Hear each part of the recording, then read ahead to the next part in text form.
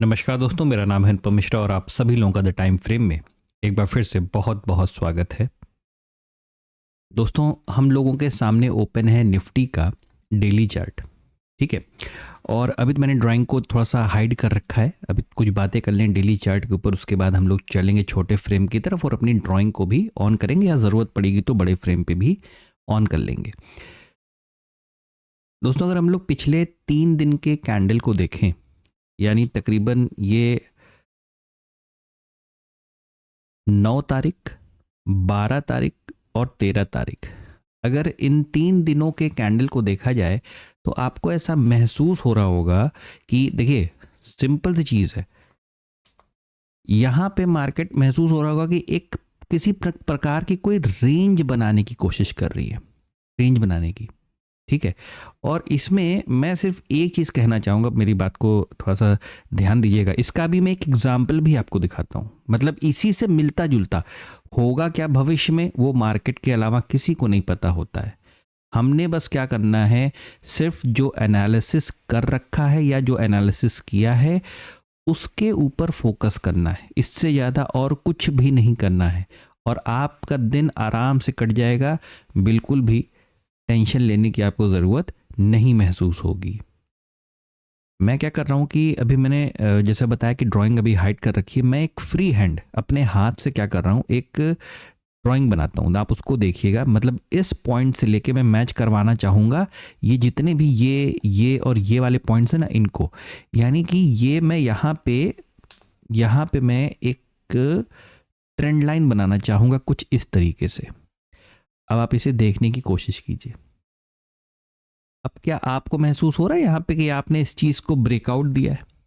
और ब्रेकआउट के बाद क्या होता है, ब्रेकआउट के बाद मार्केट में एक प्रकार का एक रिट्रेसमेंट आता है।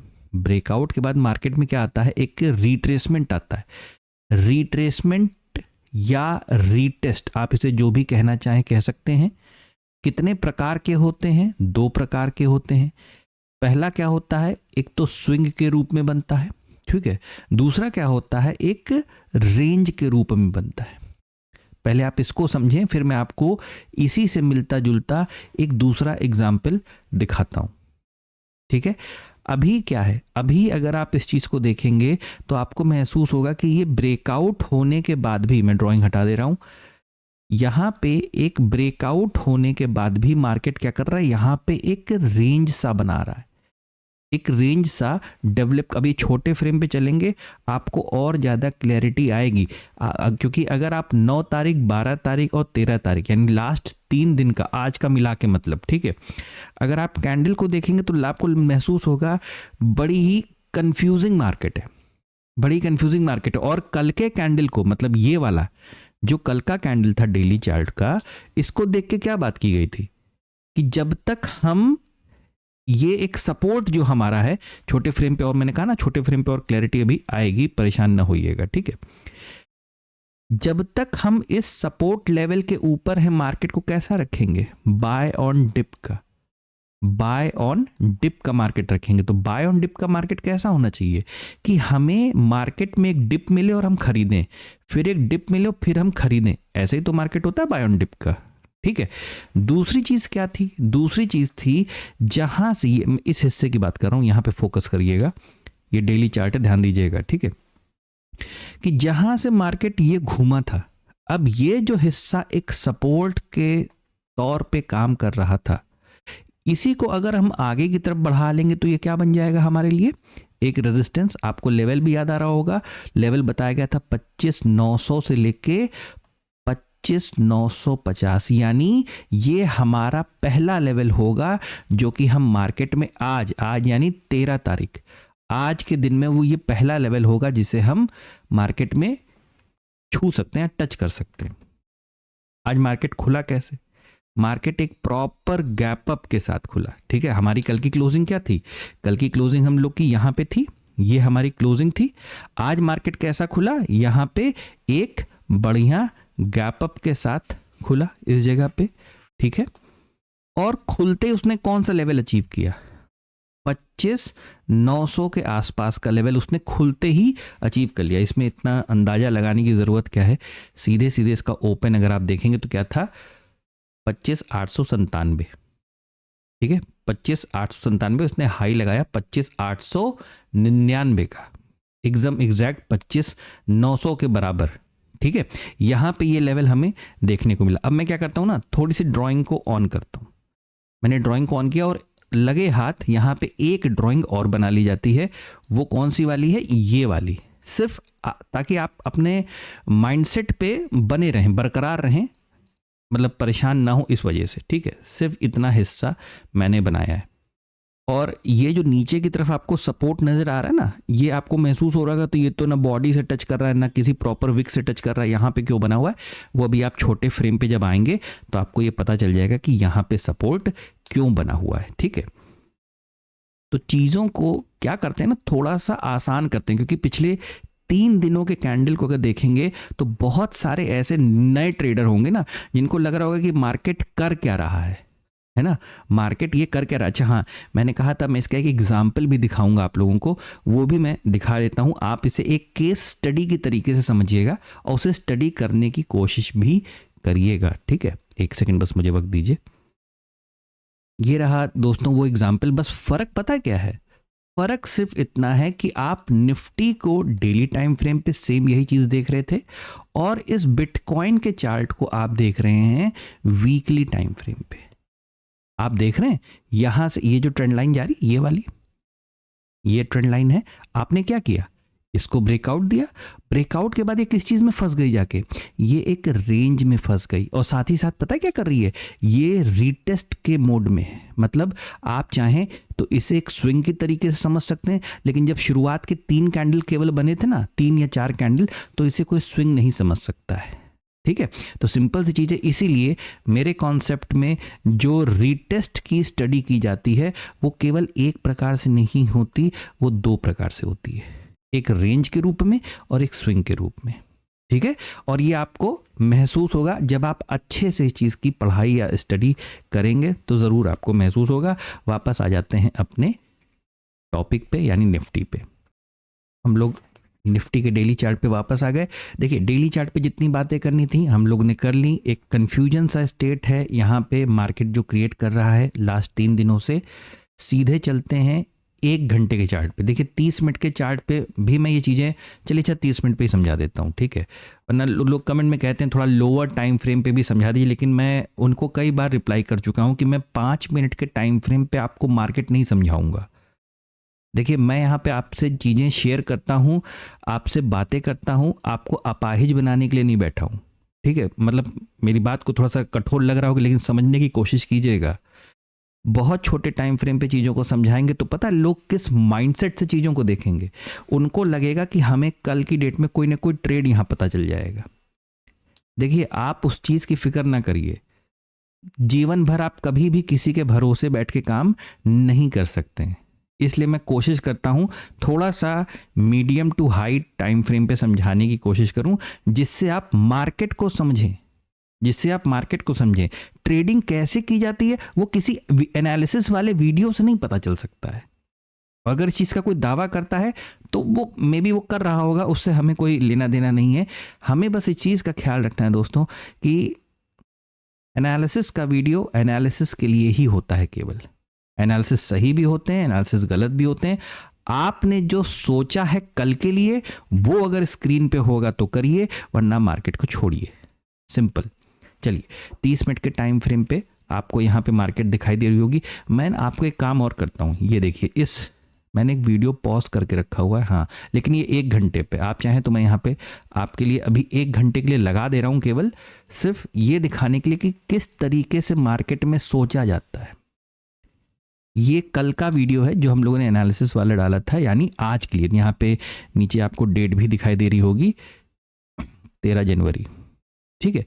सिंपल सी चीज़ है, ये जो हमारे पास ट्रेंड लाइन आ रही थी, है ना, 2 जगह से हम सेलिंग कर सकते थे मार्केट में, वरना जब तक हम इस लेवल के, अभी मैं अपने जब रियल चार्ट पे चलूंगा तो वहाँ पे और अच्छे से एक्सप्लेन कर दूंगा आपको कि जहाँ से हम घूमे थे जब तक हम उसके ऊपर हैं, यानी हमारी मार्केट कैसी रहनी चाहिए थी? बाय ऑन डिप की मार्केट रहनी चाहिए थी, ठीक है। चलिए आ जाते हैं अपने चार्ट के ऊपर। लेकिन बाय ऑन डिप की मार्केट कैसी होनी चाहिए? एक कॉन्सेप्ट बता रखा है और ये भी कहा था अपनी कॉपी और पेन निकालिए, उसे नोट कर लीजिएगा, लेकिन बहुत सारे लोग नहीं किए होंगे, मुझे पूरा विश्वास है इस चीज़ का, कि चलती मार्केट में चलते माफ कीजिएगा चढ़ती मार्केट में, ठीक है, जब जब मार्केट का ट्रेंड कैसा रहता है, ऊपर की तरफ का रहता है, तो जब मार्केट का ट्रेंड ऊपर की तरफ का रहता है तो उस केस में एक गैप डाउन ओपनिंग या फ्लैट ओपनिंग, और ये वाला चैप्टर एजुकेशनल वीडियो में कवर भी किया गया है, ठीक है, ये वाला पॉइंट जो है एजुकेशन वाले वीडियो में कवर भी किया गया है, ठीक है। तो जब मार्केट का एक अप ट्रेंड होता है तो उस केस में जब आपको एक गैप डाउन ओपनिंग या फ्लैट ओपनिंग मिलती है तो वो बहुत बेटर अपॉर्चुनिटी मानी जाती है।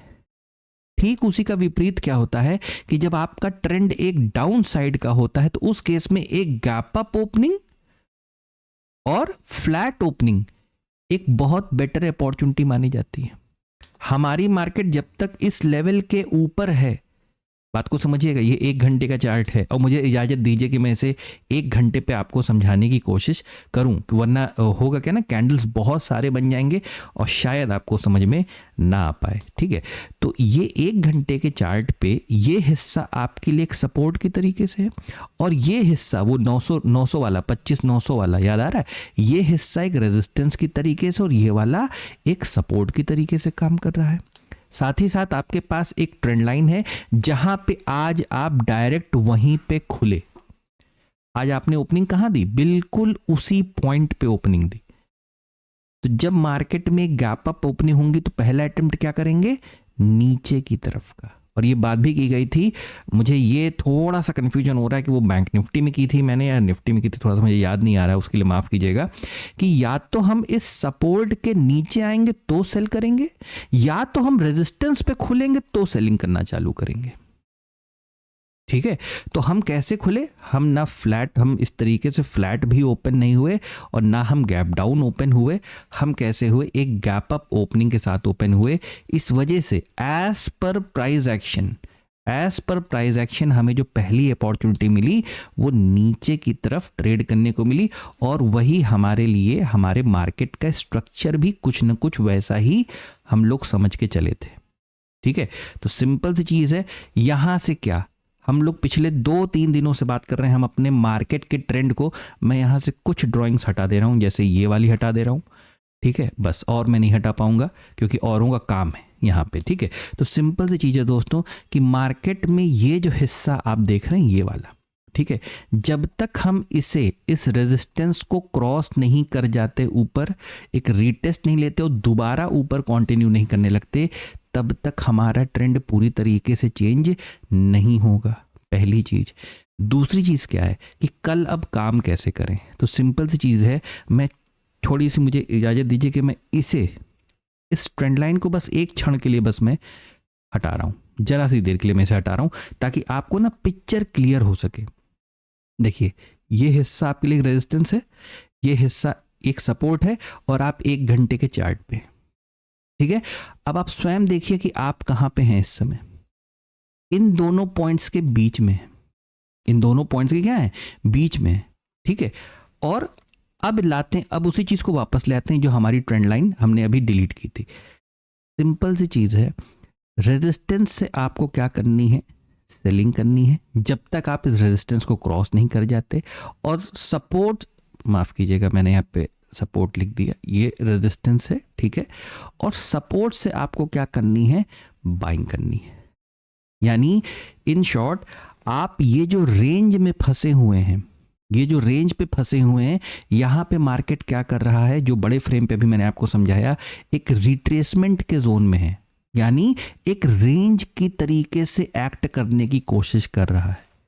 तो जब तक आप इस रेजिस्टेंस और सपोर्ट के जोन में हैं, ध्यान दीजिएगा, कल है वेडनेसडे, ठीक है, थर्सडे को हमारी मार्केट बंद है, ठीक है, फिर आएगा सीधे फ्राइडे, यानी इस वीक में अब केवल 2 दिन बाकी हैं आपको काम करने के लिए। थर्सडे को मार्केट क्या है, बंद है, सिर्फ 2 दिन बाकी हैं काम करने के लिए। थोड़ा सा अपने विवेक का इस्तेमाल कीजिएगा, थोड़ा सा रिलैक्स रहिएगा, इमोशंस को कंट्रोल में रखिएगा, जब तक मार्केट इस हिस्से को या इस हिस्से को किसी एक तरफ नहीं निकाल देता, ठीक है, तब तक सिर्फ इतना करिएगा कि रेंज वाली ट्रेडिंग पे फोकस करिएगा, जो कि रेजिस्टेंस से सेलिंग और सपोर्ट से बाइंग की जाती है।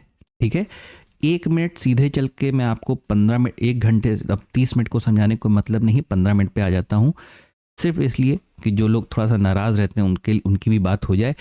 देखिए, फ़र्ज़ कीजिए ये हिस्सा जो आप देख रहे हैं ट्रेंड लाइन का, ठीक है, ये ट्रेंड लाइन का जो पॉइंट आप देख रहे हैं, इससे जैसे ही आप टकरा रहे हैं, ठीक है ना, आपको अगर प्राइस एक्शन कुछ ऐसा बता रहा है, ठीक है, आप एक सेकंड के लिए, जरा 1 सेकंड बस मुझे एक और छोटा सा ये हिस्सा जरा कर लेने दीजिए। ये देखिए, आप देख रहे हैं, अब आप देखिए, अब आपको और ज़्यादा क्लियरिटी आ रही होगी।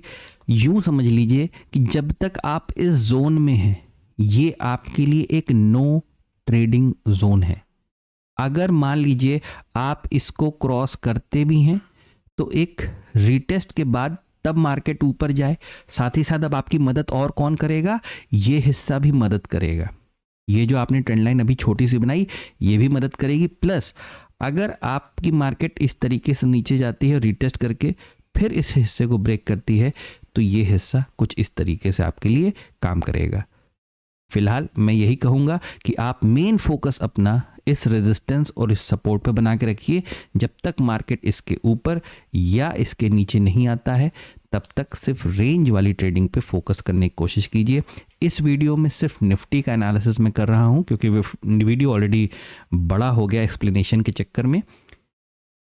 मैं सेंसेक्स और बैंक निफ्टी का एक अलग से वीडियो देर रात या कल मॉर्निंग में डाल दूंगा, वो आप ज़रूर देख लीजिएगा। ठीक है, आशा करता हूं कि आपको ये एनालिसिस समझ में आया होगा, अच्छा लगा होगा। दोस्तों, अगर आपको एनालिसिस अच्छा लगे तो please like, subscribe and share my channel. धन्यवाद, नमस्कार।